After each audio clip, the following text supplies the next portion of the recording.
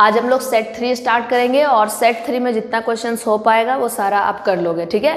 तो आज हमारा जो होगा वो सेट 3 का सॉल्यूशन होगा। सेट 3 के सॉल्यूशन में सबसे पहले नंबर पे क्या पूछा जा रहा है, देखिए 1 नंबर में आपका सवाल है कि निम्न में से कौन सा भाग सूक्ष्म बीजाणु का एक स्तर नहीं है। सूक्ष्म बीजाणु यानी आपको बताया गया था माइक्रोस्पोरेंजियम, है ना, इंग्लिश में भी आपको समझाई थी। तो सूक्ष्म बीजाणुधानी किसको बोल रहे हैं, माइक्रोस्पोरेंजियम को। सूक्ष्म बीजाणुधानी माइक्रोस्पोरेंजियम कहाँ मिलता है, जिसको सूक्ष्म लघु बीजाणु को आप ये भी बोलते थे, जिसको कि क्या बोलते थे, लघु बीजाणु, है ना। वाकई यहाँ पर सूक्ष्म बीजाणुधानी लिखा हुआ है, जिसको लघु बीजाणुधानी आपको बताया गया था। ओके, याद होगा। तो लघु बीजाणुधानी, पहले तो ये बात पता होनी चाहिए कि लघु बीजाणुधानी भाग किसका है, नर का या मादा का। और भाग है तो है, ये किस से संबंधित है, ये पादप से संबंधित है या कोई जंतु से संबंधित है।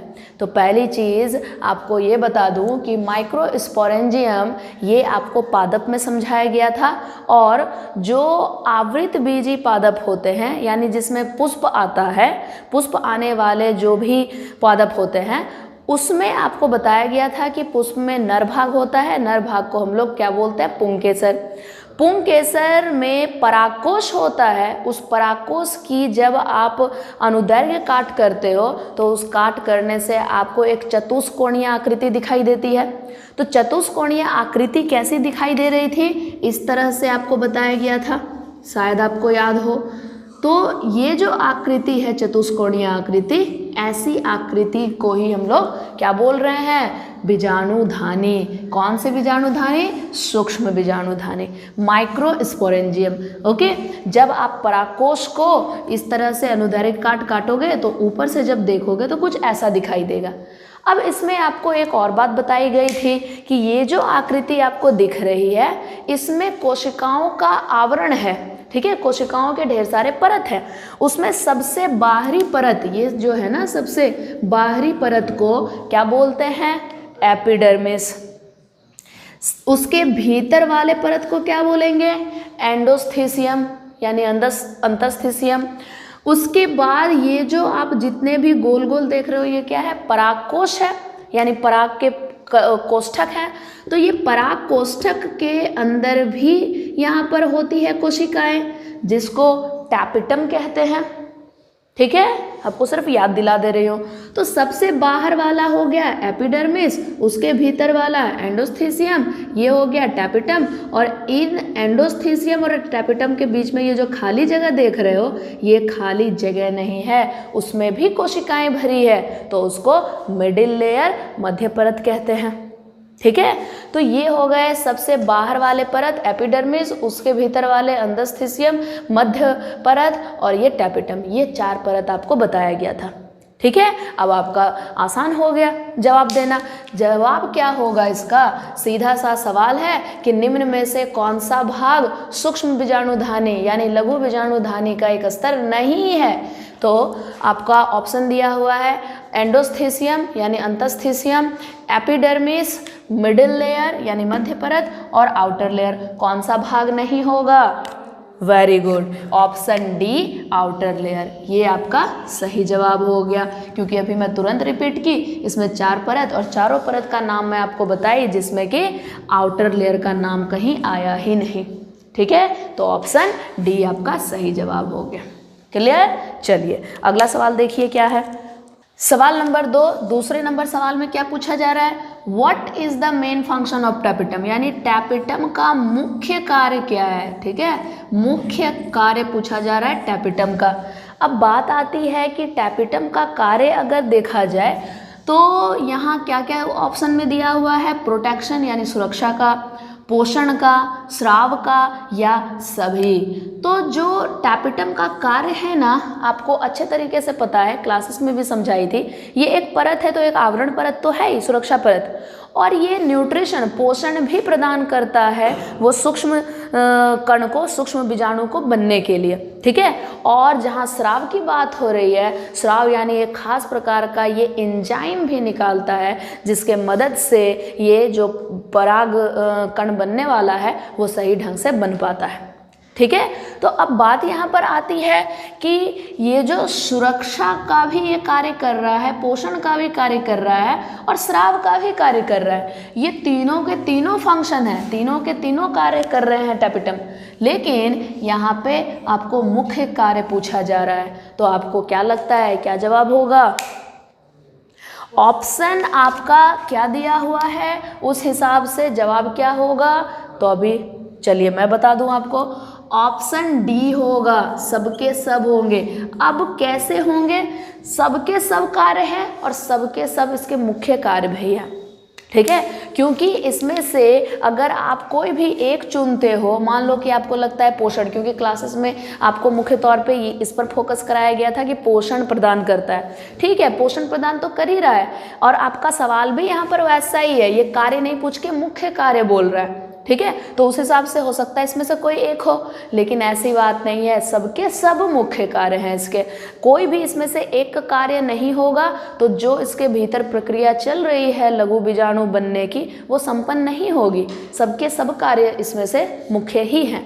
तो सारे के सारे यानी option D, all of the above सही जवाब हो गया, ठीक है। चलिए अगला सवाल देखिए, सवाल नंबर 3 में क्या पूछा जा रहा है आपको? पराग कणों का बाह्य कठोर आवरण निम्न में से किसका बना होता है? Very good. कैसे सी होगा? आप बोल रहे हो सी, वाकई सी होगा। तो सीधा सा सवाल क्या है? परागकण और परागकण का बाह्य कठोर आवरण। पहली बात तो परागकण की आकृति आपको याद होगी, और सेट 1 के टाइम में भी इसमें से संबंधित एक सवाल था, तो उस वक्त भी मैं आपको बताई थी। तो सीधी सी चीज़ क्या है? ये परागकण, और परागकण के बाहर आपको थोड़ी सी खुदड़ीली जैसी एक परत दिखती है जो थोड़ा कठोर परत है, जो उसको बाहरी वातावरण के किसी प्रकार के कारक से उसको बचाता है, ठीक है। तो ये जो आवरण देख रहे हो ना बाहर वाला, सबसे बाहरी आवरण को बाह्य चोल कहते हैं, है ना। सबसे बाहरी आवरण को बाह्य चोल कहा जाता है, बाह्य चोल यानी एक्साइन, ठीक है। तो ये एक्साइन है सबसे बाहर वाला। इसके भीतर एक परत है जिसको कि अंतस्चोल बोलते हो, है ना। अंतस्चोल यानी हिंदी में अंतस्चोल, और इसको इंटाइन बोलते हो। तो मैं आपको बताई थी कि एक्साइन किसका बना होता है और इंटाइन किसका बना होता है, ठीक है। तो आपका क्या सवाल क्या है? सवाल ये है कि परागकण का बाह्य कठोर, बाहर वाले की बात हो रही है, यानी एक्साइन की बात हो रही है। तो एक्साइन किस चीज़ का बना होता है? ऑप्शन सी, स्पोरोपोलिनिन का बना होता है। यहाँ एक्साइन की बात चल रही है जो स्पोरोपोलिनिन का बना होता है। अगर यही सवाल आपको बदल के दे दिया जाए, यहाँ बाह्य कठोर नहीं लिख करके परागकण के भीतरी आवरण को क्या कहेंगे? भीतरी आवरण को किसका नाम दिया जाएगा? वो किस चीज़ का बना होगा? तो इसमें से वही ऑप्शन क्या बोलोगे? सेल्यूलोज। वाकई, ठीक है। तो चलिए आपको अच्छे तरीके से याद है, क्योंकि भीतरी आवरण एंटाइन है, अंतस्चोल, और वो बना होता है सेल्यूलोज का या तो पैक्टिन का, ठीक है। तो अगर इसमें से सेल्यूलोज लिखा है तो ठीक है, सेल्यूलोज अगर नहीं दे आपके ऑप्शन में, विकल्प में, तो आप यहाँ पर पैक्टिन जरूर देगा, पैक्टिन टिक करोगे, ठीक है। चलिए, तो ये हो गए सवाल नंबर 3 के सही जवाब। आगे देखिए क्या है। अगला सवाल आपका क्या है? सवाल नंबर 4 में पूछा जा रहा है, कॉमेलिना में किस प्रकार का पुष्प, यानी कि कॉमेलिना तो एक पुष्प है। कॉमेलिना कैसा पुष्प होता है? ये ना आपको छोटा छोटा पुष्प दिखाई देगा। ये इसके पौधे जो होते हैं घास की तरह दिखते हैं, पत्तियां उसकी मोटी मोटी चौड़ी सी होती है लेकिन घास की तरह होती है। और ये घास तरह के ही पौधे में ये आपको दिखाई देगा कुछ बैंगनी रंग का इसकी पंखुड़ियाँ होती है, और पंखुड़ियाँ 3 ही पंखुड़ी होती है इसमें, और वो भी पंखुड़ी कुछ आपको ऐसी दिखाई देगी, हल्का सा त्रिज्या जैसा, इस तरह से ऐसा ऐसा मुड़ा हुआ, फिर इस टाइप का आपको दिखाई देगा ऐसे, ठीक है। और ये जो पंखुड़ियाँ हैं इसकी बस 3 ही पत्तियाँ हैं, और 3 पंखुड़ियों में सारे के सारे पुष्प इसके लगभग ज़्यादातर बैंगनी रंग के होते हैं, ठीक है। बैंगनी रंग का पुष्प है ये कॉमेलिना, और कॉमेलिना जो बैंगनी पुष्प है ना, इसमें ढेर सारी प्रजाति भी होती है, ऐसा नहीं है कि सिर्फ एक ही प्रजाति है, इसकी ढेर सारी प्रजाति भी होती है, ओके। कॉमेलिना, यहाँ जो शब्द लिखा हुआ है, ये कॉमेलिना एक जीनस का नाम है, ठीक है, एक जीनस का नाम है, और इसके अंदर आपको ढेर सारी स्पीसीज मिलेगी, ठीक है। तो यहाँ पे ये जो पुष्प है, अगर आप ये पुष्प नहीं देखे हो, वैसे देखे होगे जनरली, क्योंकि घास वगैरह में छोटे छोटे बैंगनी रंग के पुष्प खिलते हैं, वही है कॉमेलिना। तो अगर आपको नहीं देखे हो, नहीं दिखा है कहीं, तो आप गूगल पे देख लोगे कैसा पुष्प है, ठीक है। यहाँ हमारा सवाल क्या है, उस पे बात करनी है। सवाल यहाँ पे ये है कि ये जो कॉमेलिना पुष्प है, जो ये 3 पंखुड़ियों वाला एक बैंगनी रंग का पुष्प है, वो पुष्प किस प्रकार का होगा आपके ऑप्शन के हिसाब से, आपके विकल्प के हिसाब से। विकल्प क्या दिया है, अनूनमिल पुष्प, यानी वैसे पुष्प, क्लेस्टोगैमस पुष्प, वैसे पुष्प जो पुष्प अपने पूरे जीवन में खिलते नहीं हैं, ठीक है। वो खिलता नहीं कहने का मतलब उसकी पंखुड़ियाँ बंद ही रहेगी, और उसके भीतर जो नर भाग और मादा भाग है उसके भीतर ही रहेगा, वो वातावरण में बाहर नहीं निकलता। तो वो हो गया आपका अनूनमिल पुष्प, ठीक है। अगला क्या दिया है, चेस्मोगेमस, यानी उन्मिल पुष्प। उन्मिल पुष्प किसको कहते थे, जिसकी पंखुड़ियाँ खुल जाती है, यानी फूल खिलता है, और नर और मादा भाग जो उसके भीतर उपस्थित है वो वातावरण में निकल जाता है, ठीक है। ये हो गए 2 प्रकार के पुष्प। और तीसरा आपका दिया हुआ है अपुष्पी पादप, यानी वैसे पादप जिसमें पुष्प आता ही नहीं है, ठीक है। और आपका दिया हुआ है डी में बोथ ए बी, यानी ए और बी की दोनों, यानी खिलता भी है, ये खिलता भी है और नहीं भी, ठीक है। क्लेस्टोगेमस नहीं भी खिलता है, और उन्मिल चेस्मोगेमस खिलता भी है। तो इसमें जो कॉमेलिना पुष्प की बात हो रही है, ये किस प्रकार का पुष्प होगा, किस प्रकार का फूल होगा, या फूल नहीं है ये भी जवाब में पूछा जा रहा है। क्या ये अपुष्पी है, पुष्प ही नहीं है इसमें, या फिर अगर पुष्प है तो वो अनुन्मिल है या उन्मिल है, या फिर दोनों है। तो सही जवाब क्या हो जाएगा, यस, ऑप्शन डी आपका सही जवाब होगा, ठीक है, दोनों। अब दोनों आप तो बोल दिए, लेकिन ये कैसे संभव है, कोई एक ही पुष्प जो कभी खिलता भी है कभी नहीं भी खिलता है, ऐसे कैसे संभव है। तो मैं आपको बताई ना अभी, क्या बताई कि कॉमेलिना एक जीनस है, ठीक है, उसकी ढेर सारी प्रजाति होती है, ढेर सारी उसकी स्पीसीज होती है। तो कुछ प्रजाति ऐसी है जो खिलती है, कुछ प्रजाति ऐसी है जो नहीं भी खिलती है, ठीक है। तो पूरे कॉमेलिना में तरह तरह के प्रजाति है, उसमें कुछ प्रजाति खिल रही है, कुछ नहीं भी खिल रही है।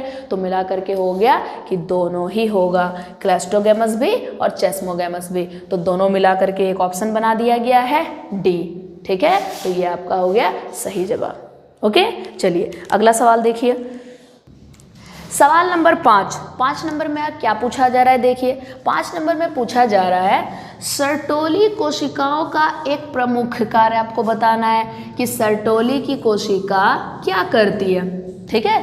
पहली बात तो यहाँ पे ये आती है कि सर्टोली की कोशिका है क्या। सर्टोली की कोशिका मानव नर जनन तंत्र में से जो मुख्य भाग वृषण है, उस वृषण में पाए जाने वाली एक कोशिका है, जिस कोशिका का कार्य आपको पूछा जा रहा है। तो आपको शायद याद होगा कि जब वृषण का अनुदैर्घ्य काट करते हैं और उस काट के ऊपर से जब देखते हैं तो आपको कुछ ऐसी आकृति दिखाई देगी, ऐसे कुछ गोल गोल से आपको नली दिखाई देगा, इस तरह से नलियाँ दिखाई देगी, जो आपको नोट्स में बताया गया है। इस नली को हम लोग क्या बोलते हैं, शुक्र नलिकाएं, ठीक है, यानी सेमनीफेरस ट्यूबुल। अब ये जो नलिका है सेमनीफेरस ट्यूबुल, उसी के बीच बीच में आप देखोगे साइकिल के स्पोक की तरह कुछ कोशिकाएं ऐसे उपस्थित होती है ना, इस तरह से साइकिल के स्पोक की तरह, सब में, एक में मैं बना रही हूँ लेकिन ऐसे जितने सारे हैं सब में उपस्थित है। तो ये जो साइकिल के स्पोक की तरह कोशिकाएं हैं, इसको क्या बोल रहे हैं, इसी को तो सर्टोली कोशिका कहते हैं, है ना। इसको सर्टोली कोशिका कहा जाता है। इसी सर्टोली कोशिका को सहायक कोशिका भी कहते हैं। Okay, supporting cell. ओके, तो सर्टोली कोशिका को सहायक कोशिका या इसको सपोर्टिंग सेल कहते हैं। अब इसी का कार्य पूछा जा रहा है कि ये जो शुक्र नलिका के भीतर उपस्थित ये कोशिका, इसका कार्य क्या है। आपका ऑप्शन दिया हुआ है प्रोटेक्शन यानी सुरक्षा का, पोषण का, मरम्मत का या फिर श्रवण का। कुछ ये स्रवित करता है या कुछ मरम्मत करने का कार्य करता है या कोई पोषण प्रदान करता है या फिर ये एक सुरक्षा कवच है। ये कोशिका क्या कर रहा है वहाँ पर? यस, ये पोषण प्रदान करेगा। ऑप्शन बी सही जवाब हो गया। वेरी गुड, तो आपको ये पता है। ठीक है, आपको क्लास में बताया गया था कि ये पोषण प्रदान करता है किसको? जो वो स्पर्मेटोगोनियल कोशिका होती है, शुक्राणुजन कोशिका, उस शुक्राणुजन कोशिका को निर्मित करती है और उसी से शुक्राणु जनन की प्रक्रिया करवाती है। उस प्रक्रिया को करने के लिए पोषण चाहिए। ओके, तो ये पोषण प्रदान करने का इसका मुख्य कार्य हो गया। क्लियर? चलिए आगे देखिए।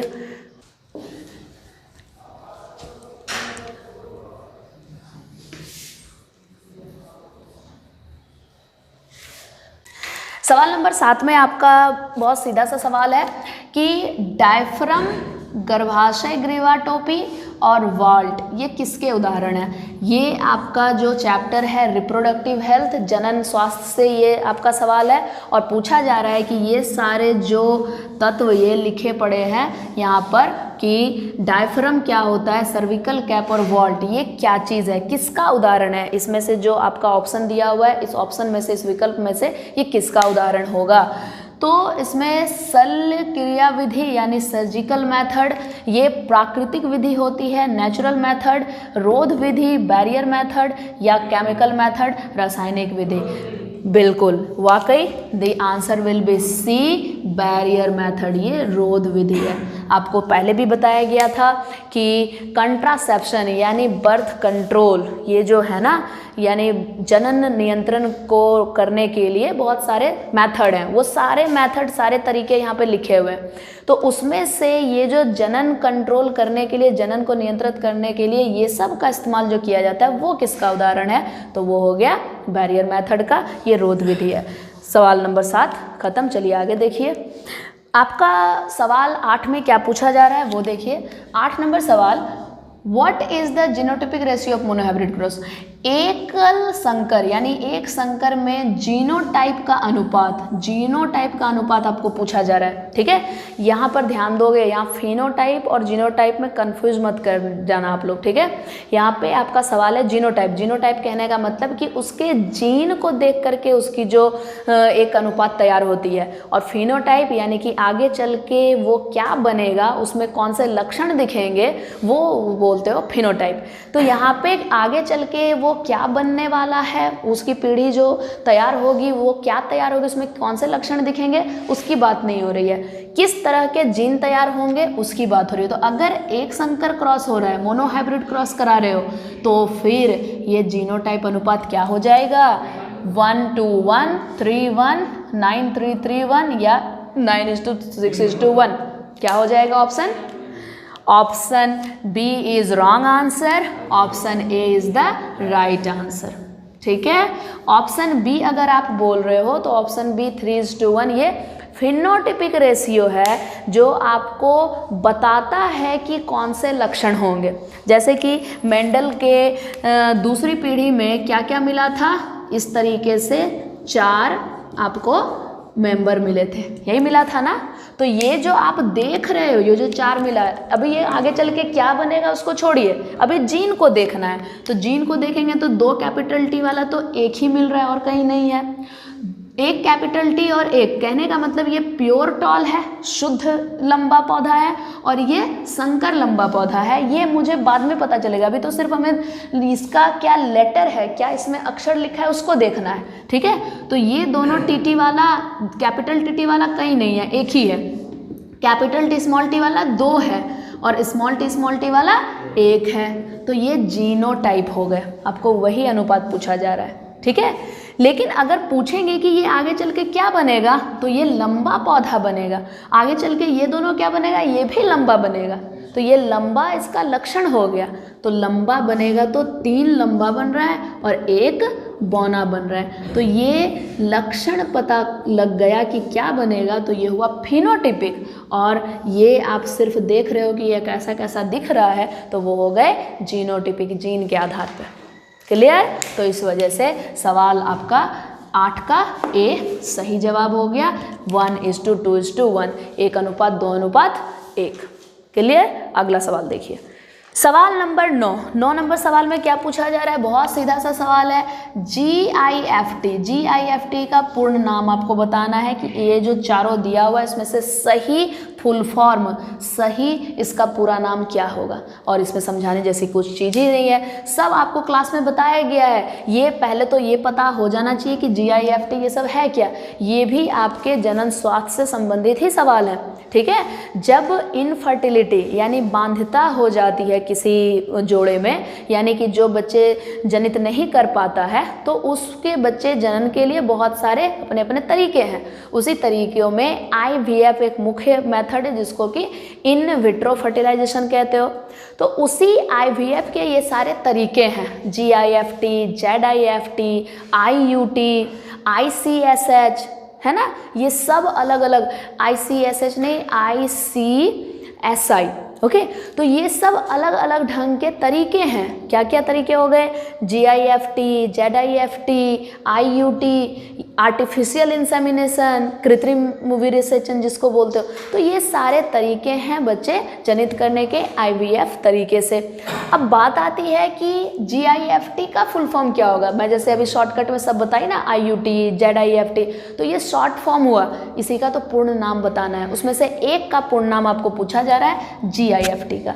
तो GIFT का पूर्ण नाम आपको क्या लगता है, gamete intrafallopian transfer, gamete interfallopian transfer, gamete intercellular fallopian transfer, gamete intrafallopian test. क्या लगता है आपको? Very good, option A is the right answer. Option A ही सही जवाब है। आपको यही बताया गया था, आपको याद है, बहुत अच्छी बात। गैमेट इंट्राफैलोपियन ट्रांसफर, ये सही जवाब हो गया। ओके, बाकी ये तीनों ये इसका फुल फॉर्म नहीं है। ऑप्शन ए सही जवाब। ओके, अगला सवाल देखिए, क्वेश्चन नंबर 10, 10वां नंबर सवाल में क्या पूछा जा रहा है। देखिए 10वां नंबर सवाल में है, Which one of the following is an exception of Mendel's law, यानी कि मेंडल के नियम का अपवाद निम्नलिखित में कौन सा है। मेंडल के जितने नियम थे उस नियम का अपवाद भी समझाई थी, ठीक है। मेंडल के मुख्य तौर पे 3 नियम हो गए। एक क्या क्या नियम हो गया उसका माना जाता है, एक उसको लॉ ऑफ डोमिनेंस यानी प्रभाविता का नियम, लॉ ऑफ सेग्रीगेशन यानी पृथकता का नियम, लॉ ऑफ इंडिपेंडेंट असॉर्टमेंट यानी स्वतंत्र अपव्यूहन का नियम। तो ये मुख्य तौर पे 3 नियम मेंडल के हैं, और मेंडल के इस नियम में क्या कहना है वो सब आपको क्लास में समझाई हूँ। लेकिन ये सारे नियम के अलावा कुछ ऐसी भी प्रजाति इस पृथ्वी पर है जहाँ ये तीनों नियम नहीं भी लगता है, ठीक है। तो वो नियम जहाँ पे जिस प्रजाति में इनके नियम फेल हो जाते हैं और कुछ नए ढंग के वहाँ नियम दिखाई पड़ते हैं, तो वही आपको बताना है कि वो मेंडल के अलावा कौन अलग अलग से नियम और दिखाई पड़ते हैं। ओके, तो यहाँ पे जितने नियम दिए हुए हैं आप उसको देखिए। एक तो इनकम्प्लीट डोमिनेंस यानी अपूर्ण प्रभाविता, linkage and crossing over, linkage तथा क्रॉसिंग ओवर, और को डोमिनेंस सब प्रभाविता। या आपको लगता है कि सबके सब इसमें से माने जाते हैं मेंडल के अपवाद नियम। क्या हो जाएगा answer? Option D. Option D is the right answer. कैसे सही जवाब है आप देखिए। कुछ बच्चे जो अभी सी बोले उसको भी मैं समझा दूं, और जो कुछ नहीं बोले उसको भी समझा दूं। आपको जब मैं मेंडल का अपवाद नियम समझा रही थी उस वक्त मैं आपको अपूर्ण प्रभाविता समझाई थी, ठीक है। मैं आपको कोडोमिनेंट स्वप्रभाविता समझाई थी, ओके। तो जब ये दोनों समझाई थी और दोनों होगा तो दोनों मिला करके ए एंड सी करके कोई ऑप्शन तो है नहीं, ठीक है। तो अगर आप श्योर हो, आप जानते हो कि आप पढ़े हुए हो कि ए और सी दोनों होगा, तो उस हिसाब से तो सभी ही होगा ना। अगर आपको नहीं भी पता है बी के बारे में तो यहाँ पर सभी होगा ऑप्शन में से, ओके तो अब बात आती है लिंकेज और क्रॉसिंग ओवर की। मैं ये भी आपको बताई हूँ, लिंकेज जो टी.एच. मॉर्गन ने उसको एक्सप्लेन किया था, पूरा उसका विवरण दिया था, और क्रॉसिंग ओवर यानी क्या बताया जाता है क्रॉसिंग ओवर में कि जो दो गुणसूत्र हैं वो गुणसूत्र कैसे, जो होमोलोगस गुणसूत्र होते हैं, होमोलोगस यानी समरूपी, समरूपी गुणसूत्र का जो एक क्रोमैटिड एक दूसरे के ऊपर चढ़ जाता है और उसमें से इसका जीन इस पर, इसका जीन इस पर ट्रांसफर हो जाता है, अलग हो वो विलय कर लेता है, ठीक है, क्रॉसिंग ओवर। तो ये जो एक्सचेंज हुआ, ये एक्सचेंज होता है, ये बात तो कभी मेंडल ने बताया ही नहीं था, ठीक है। और लिंकेज कि कुछ ऐसे भी जीन होते हैं जो कि एक दूसरे से संलग्न रहते हैं, एकदम वो ऐसे संलग्न होंगे कि निषेचन के दौरान वो अलग ही नहीं होगा, वो एकदम सटा हुआ ही रहेगा और पीढ़ी दर पीढ़ी वैसा ही चलता जाएगा। जबकि मेंडल ने बोला था कि दो जीन एक जगह है तो वो निषेचन के दौरान अलग होता है, पर लिंकेज में ऐसा नहीं होता है। तो ये दोनों तो कहीं ना कहीं मेंडल का फेल हो रहा है, ठीक है। तो यही बात है कि ये तो आपको क्लास में दोनों बताया गया था और बी नंबर भी आपको बताया गया था, लेकिन अपवाद नियम कह के नहीं बताया गया था, लेकिन फिर भी आपको एक और सी, ए सी दोनों लग रहा है तो सभी, और ये कैसे सभी, वो भी क्लियर हो गया। क्लियर, तो सारे के सारे जवाब इसमें सही हैं, तो ऑप्शन डी सभी हो गया 10 नंबर का सही जवाब। क्लियर, चलिए अब इसको आगे कल किया जाए।